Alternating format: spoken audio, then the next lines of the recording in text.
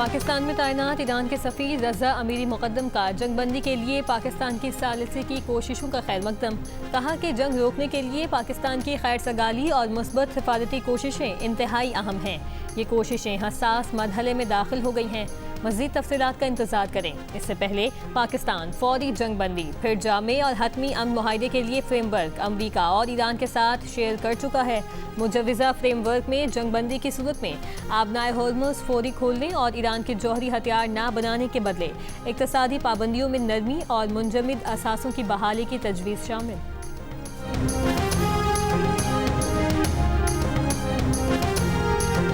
चीन पाकिस्तान की फाल सालिसी की कोशिशों की हिमायत करता है।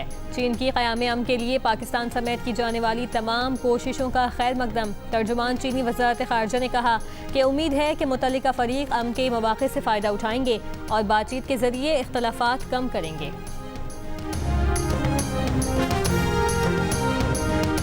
ईरान डील के लिए पाकिस्तानी वक्त बुध की सुबह 5 बजे तक की डेडलाइन हतमी है। डेडलाइन तक ऐसा मुआहिदा होना चाहिए जो मुझे काबिल कबूल हो। ईरान ने मुआहिदा ना किया तो उसके तमाम पावर प्लांट्स तबाह कर देंगे। अमेरिकी सदर ट्रंप की ईरान को एक बार फिर धमकी। प्रेस कॉन्फ्रेंस में कहा कि उम्मीद है बिजली घरों और पुलों पर बमबारी नहीं करना पड़ेगी, वरना 4 घंटे में पूरा ईरान तबाह किया जाना मुमकिन है। सदर ट्रंप का ईरान की नई क़यादत से मुज़ाकरात ठीक चलने का भी दावा। कहा कि मुज़ाकरात में कुछ बेहतरीन ममालिक सालिसी कर रहे हैं। जंगबंदी हो जाए तो ईरानी अवाम को हुकूमत के खिलाफ दोबारा खड़ा होना चाहिए।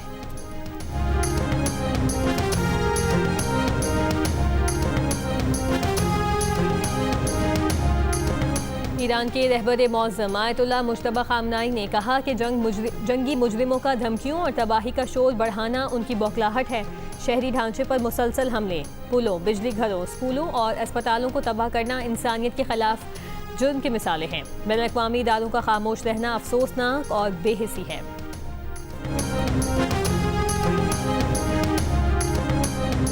ईरान जंग से पेट्रो डॉलर निज़ाम बहरान का शिकार। मारूफ अमरीकी जरीदे के मुताबिक पेट्रो डॉलर निज़ाम के दोनों पहिए रुक गए हैं।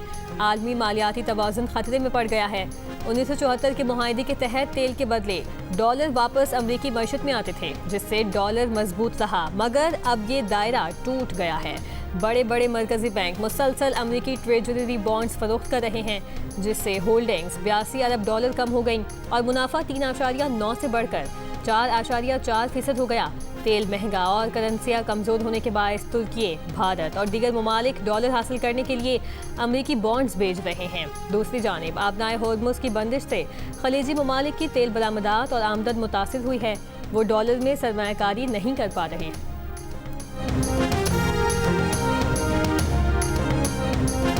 ईरान पर अमरीकी और इस्राईली फ़ज़ाई हमलों में शिद्दत। तेहरान के मेहराबाद एयरपोर्ट के करीब जोरदार धमाके। एक साइनागोज भी मुकम्मल तबाह हो गया। कर्ज में रिहायशी इमारत को निशाना बनाया गया। मुतादिद अफराद के शहीद होने का खदशा। इमदादी टीमें मलबा हटाने और मुतासरीन की मदद में मसरूफ़। इस्राईली फ़ौज ने धमकी दी है कि ईरान में ट्रेनों, रेलवे लाइन से करीब शहरियों की मौजूदगी उनकी ज़िंदगी के लिए ख़तरा है। ईरानियों को रात 9 बजे तक ट्रेन इस्तेमाल करने और सफ़र करने से गुरेज की वार्निंग।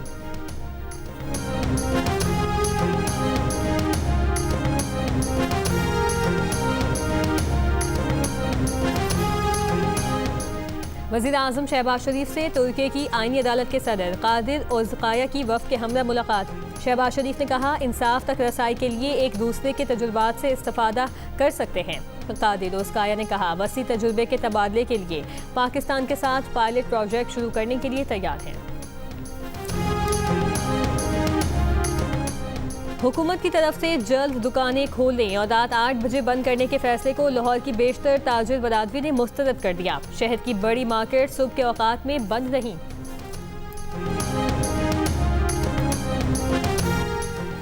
गुल प्लाजा कमीशन के सरबराह जस्टिस आगा फैसल ने तहकीकाती कमीशन की सरबराह रिपोर्ट सेक्रेटरी कानून के हवाले कर दी। सेक्रेटरी कानून ने कहा वो ये रिपोर्ट चीफ सेक्रेटरी सिंध के हवाले करेंगे।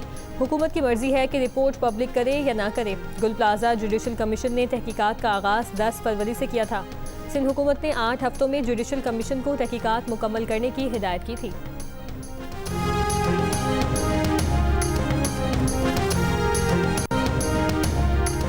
190 मिलियन पाउंड केस, बानी पीटीआई और बुशरा बीबी की सजा मौतली की दरखास्तों पर समाअत। इस्लामाबाद हाई कोर्ट ने बानी पीटीआई से सलमान सफदर की कल 2 बजे मुलाकात करवाने का हुक्म दिया।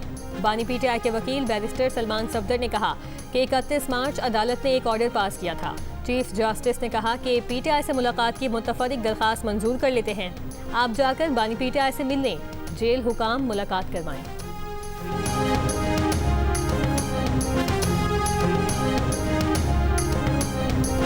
इस्लामाबाद में मोटरसाइकिलों की ट्रांसफर फीस 1 माह के लिए माफ कर दी गई। वफाकी वज़ीर दाखिला मोहसिन नकवी का ऐलान। कहा, मोटरसाइकिल ट्रांसफर फीस वज़ीर आज़म शहबाज शरीफ के अवामी रिलीफ और सब्सिडी इकदाम के तहत माफ की गई है। वज़ीर आला पंजाब मरियम नवाज का पब्लिक ट्रांसपोर्ट से महरूम 17 अजला में फ्री ट्रांसपोर्ट चलाने का फैसला। इजलास में मुल्तान और सियालकोट में फ्री ट्रांसपोर्ट मंसूबे की मंजूरी दी गई। मरियम नवाज का सूबे भर में LPG के निर्ख रेगुलेट करने का हुक्म।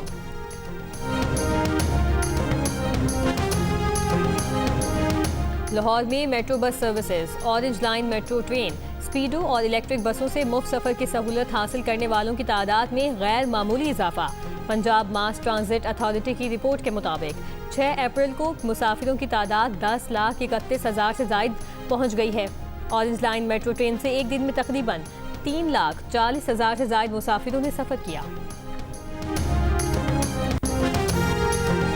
मेयर कराची मुर्तज़ा वहाब ने सखी हसन सड़क की बहाली के मंसूबे का संगे बुनियाद रख दिया। कहा कि सखी हसन स्ट्रीट पर 1 करोड़ 38 लाख रुपए से जायद की लागत से काम शुरू किया।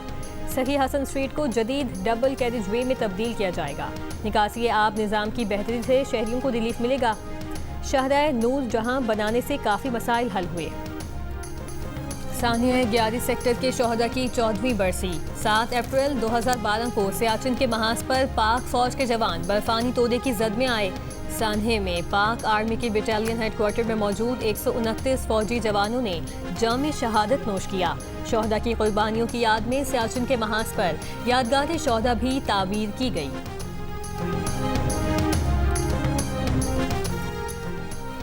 इसराइली इंटेलिजेंस की बड़ी नाकामी, बैरूत पर हमला करके हिजबुल्लाह रहनुमा की बजाय उनके मुखालिफ और अपने हामी को हलाक कर दिया। इसराइली मीडिया के मुताबिक गुज़श्ता रात बैरूत में इमारत को निशाना बनाया गया, ताहम खुफिया मालूमात गलत साबित हुई। गलत कत्ल पर इसराइली फ़ौज का हिजबुल्लाह मुखालिफ तंजीम लेबनान फोर्स से अफसोस का भी इजहार।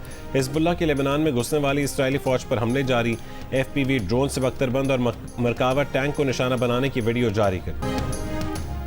गजा में जंगी जुराइम में मुलविस फौजियों को नफसियाती मसाइल का सामना। इसराइली मीडिया के मुताबिक एक इसराइली फौजी ने इमारत से छलांग लगाकर खुदकुशी कर ली। अक्टूबर 2023 के बाद इसराइली फौज में खुदकुशियों में इजाफा। 2025 में 22 इसराइली फौजी खुदकुशी कर चुके। खुदकुशी करने वालों में 78% अगले महाज पर लड़ने वाले फौजी थे। तीसरी मरतबा Tour of Flanders cycle race जीतने वाले तादीज पोदाकर समेत 20 से साइकिलिस्टों पर जुर्माने का इम्कान। रेस में शरीक इन साइकिलिस्टों ने रेलवे क्रॉसिंग पर रेड लाइट कानून की खिलाफ वर्जी की थी।